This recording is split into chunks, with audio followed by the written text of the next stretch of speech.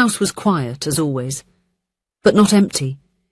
The air seemed to carry the weight of the memories that Natalie had left there, between the walls of the living room where she so often saw her mother sewing and her father reading the newspaper with his feet on the coffee table. Natalie took a deep breath as she walked through the rooms. Each step echoed on the worn wooden floor, awakening memories. She ran her fingers over the old furniture, lifting a fine layer of dust. 2 days before her official engagement to Richard, she had decided to return there to retrieve some items of sentimental value. She wanted to rescue the few objects that held the scent, the touch, and the presence of her parents. The rest would be sold. The simple little house had been left to her as an inheritance when her mother passed away a year ago. Her father had already departed before that. It was a modest construction in the suburbs, with a small garden in the front. Since her mother's death, living there had become unbearable. Every corner echoed with an emptiness that was too painful to face. That's why she was gradually settling into Richard's apartment. Natalie and Richard had been together for 2 years. A calm, comfortable relationship, not full of great passions, but practical. She was 34 years old and had already been through intense relationships that ended in disappointment. Richard, 38 years old, a financial director of a respected company, offered something she valued after so many setbacks: stability, security. He paid the bills, took care of life's bureaucracies, and she could finally breathe without worrying about debts and overdue bills. Her mother got to meet him before she passed away, and with tired eyes and a heart full of maternal concern, she said, "Hold on to this great guy, my daughter. It's rare to find someone like him." Natalie didn't know if it was love, but it had been enough, until that moment. She was sorting through some boxes in the old room, separating photographs, letters, and knickknacks when she heard the doorbell, a sound she hadn't expected to hear that night. On the quiet street, few visitors appeared unannounced, especially at that hour. When she opened the door, she encountered the past in the form of a man. "Natalie," he smiled, somewhat awkwardly. "I saw the light on. Thought it might be you. I didn't have your phone number, so I took a chance. I found this the other day and thought you might want it back. I also heard about your mother. I'm sorry." In his hand was a navy blue notebook, the same one in which, in her early 20s, she used to write poems, some written by her, others by him. They dreamed of so many things together. Daniel was thinner than she remembered. His dark hair now had a few silver strands at the temples, but his brown eyes remained the same, deep, sincere, warm. He wore a simple jacket, a bit worn at the elbows, and a blue shirt. He was 36 years old now, but his smile still carried that mix of shyness and conviction that always captivated her. Daniel learned about Natalie's mother's death from an old acquaintance in the neighborhood. Days later, he went there. He wanted to return the notebook of poems, but more than that, he wanted to say he was sorry, for the loss, for the absence. "Daniel," she whispered, the name coming out as if it had been stored in the corners of her mouth for a long time. "You came back?" He nodded, running his hand through his hair in a familiar gesture. "It's been a few days. I started teaching at a school here. High school, literature. Life decided to give me a break." Natalie smiled, eyes glistening. She still recognized him there, even after so much time. 7 years had passed since he left, seeking opportunities in another state after many financial difficulties they faced together.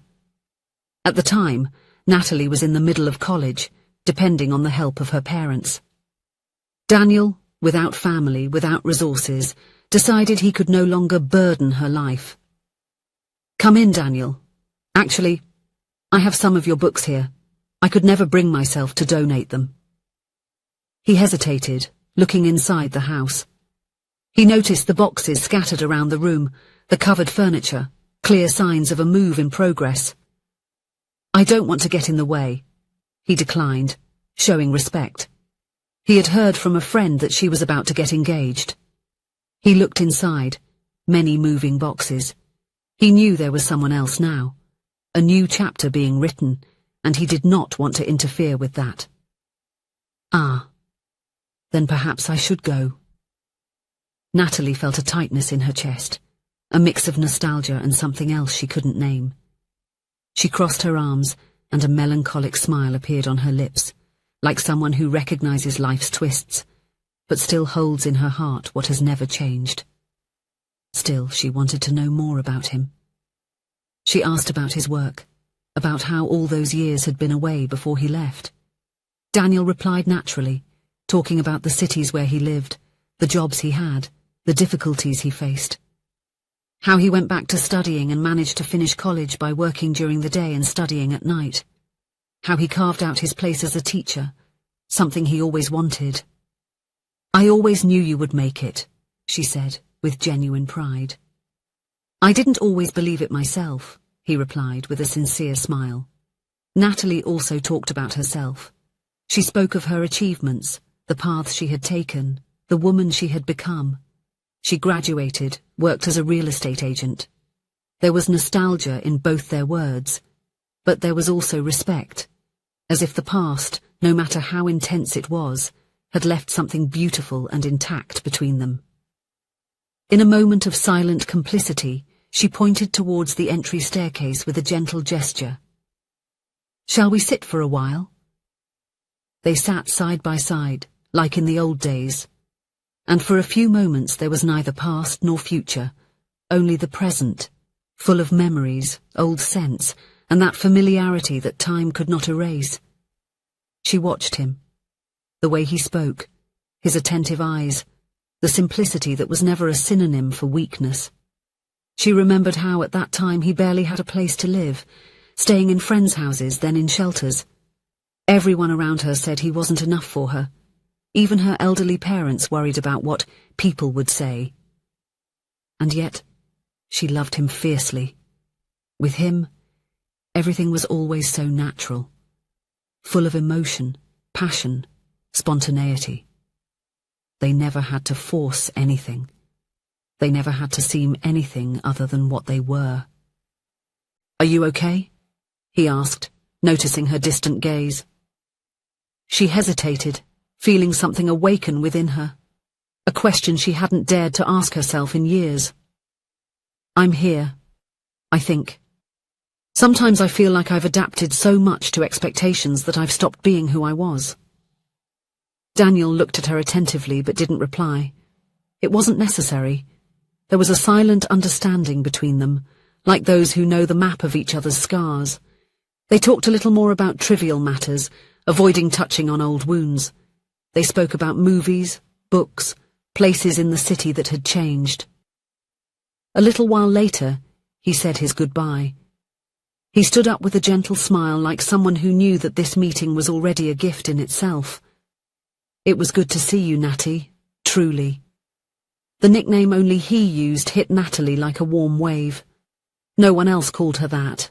No one else saw that part of her. "It was good to see you too, Daniel." Natalie entered and closed the door slowly. The house was full of boxes and a few scattered things, but she only felt the weight of the memories. She went up to the bedroom and sat on the bed, looking at an old photograph on the dresser. Her parents on their wedding day, young and hopeful. She thought about herself, about how she was full of ideas, desires, urgencies, how she believed in intensity. But the years, the difficult relationships, the disappointments, gradually silenced that within her. Her heart became practical, almost automatic, until Richard appeared, with his calmness and financial stability. And she thought that maybe that's what love in adulthood was. Security. He was a good man, kind in his own way, responsible, reliable. He offered dinners at expensive restaurants, comfortable trips, a life without shocks. There were no heated arguments, no laughter until out of breath, no conversations that lasted until dawn. It was a lukewarm, predictable love. Perhaps that was what she needed now. Perhaps. But the reunion with Daniel had ignited something else. Not about him. Not about their relationship. but about her. The woman she was. The woman she wanted to be again. Natalie fell asleep in the house that was now hers, still dressed in the clothes from the day before. The meeting with Daniel. The memories. The silent night sitting on the stairs. Everything seemed to have stirred something dormant inside her. When she woke up, the sky was still pale. She picked up the phone with trembling hands and dialed the number she knew by heart. "Hi, are you home?" she asked, her voice still hoarse. "Hi, is everything okay?" Richard's voice sounded worried on the other end. "Yes, we need to talk. I'm coming over." "Sure, I'm here." Half an hour later, she arrived at the apartment they had shared over the past year, a spacious place, tastefully decorated in one of the best neighborhoods in the city. Light-colored walls, custom-made furniture, everything perfectly matching. Richard was in the kitchen, still with a sleep-creased face and a mug of coffee in hand. He wore the same old t-shirt and tried to force a light smile, but his eyes were anxious, as if sensing what was about to happen. Natalie entered slowly, closing the door behind her. She took off her coat and stood there, still, looking at him as if she were reviewing an entire life condensed into a moment. "Do you want coffee?" he asked, trying to maintain normalcy. She shook her head. She approached, and then sat on the sofa, taking a deep breath before speaking. "I slept at my parents' house last night, alone. I think I needed that to remember who I was before trying to be everything everyone expected of me." Richard leaned against the counter, his body tense. He waited. "I've tried, Richard. Tried so hard," she said, her voice trembling. "We built so many good things, created a routine, took care of each other. But there's something that doesn't happen. Something that doesn't pulse." He lowered his eyes. His hands trembled slightly as he held the cup. But he did not interrupt her. "I respect you too much to continue living by your side as if it were enough. And you also deserve someone who is here completely. Not just for the calm, the affection, the security." "I know," he replied in a barely audible voice. "Deep down, I always knew." His eyes filled with tears, and so did hers. Natalie moved closer, sitting next to him on the sofa. "I wanted so much for it to work," she whispered. "For so long I believed that adult love was this. It was peace, stability, care. And it is.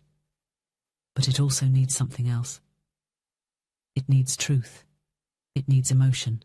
It needs belonging." "Your heart was never mine, was it?"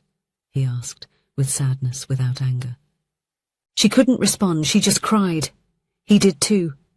And there, amidst tears and silence, they said goodbye to the us they tried to be, without blame, without resentment, just with the sweet and honest pain of those who loved in their own way, and who now needed to let go.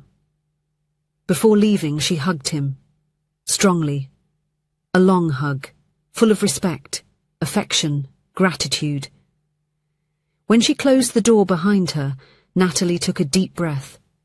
For the first time in a long time, she felt whole, even amidst the pain. She returned to her childhood home, which now seemed like a place where, even with memories, she felt at ease. On the night of the engagement dinner, the house was silent once again. There was only Natalie, sitting on the entryway stairs with a cup of tea in her hands, looking at the sky that darkened slowly, as if respecting the moment. She wasn't quite sure what she would do with her life. She was still digesting the changes, the breakup, the years she spent trying to fit into molds that never truly suited her. She didn't know if she would find another love or if she would remain alone for a while. But at that moment there was something new within her. Not euphoria, not sadness. A silent lightness, as if she had finally returned to her own skin. And sometimes, that's what matters, remembering who you are before trying to be anything else for the world. She decided to stay alone after years of jumping from one relationship to another. She wanted to find herself, continued with her job because she loved what she did. As a real estate agent, she didn't earn much, but she liked the clients and the feeling of helping people find their homes. Furthermore, she began to enjoy her own company, managing her bills again, something that had been convenient in her relationship with Richard, but now she had to start counting expenses and coins again. However, this did her good, making her feel back in control of her life. She went to the movies alone, rode her bicycle, and met up with her old friends. This was very important to her. She started taking ballroom dance classes, a dream she had, which nobody knew about. During this time, she didn't look for Daniel. She needed to find herself first, to understand who she was outside of any relationship. And he respected her space, as he always had. And then, almost 3 years later, she was happy, feeling complete and fulfilled. And on that cold autumn afternoon, she saw him. There was no rehearsed reunion, no promises exchanged beforehand.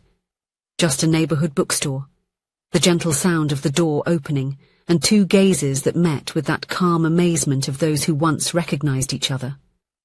Daniel was there. His hair a bit grayer, his smile more restrained. Natalie was also different, lighter, more centered, more complete. They smiled, exchanged simple words. Coffee? Of course. The conversation flowed as it always did, natural, spontaneous, effortless. As if time hadn't erased anything, only matured the edges. Neither of them was the same as before, but there was something in that moment that didn't need labels or definitions.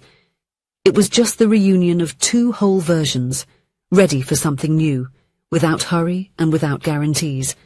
And this time, perhaps it was the right beginning.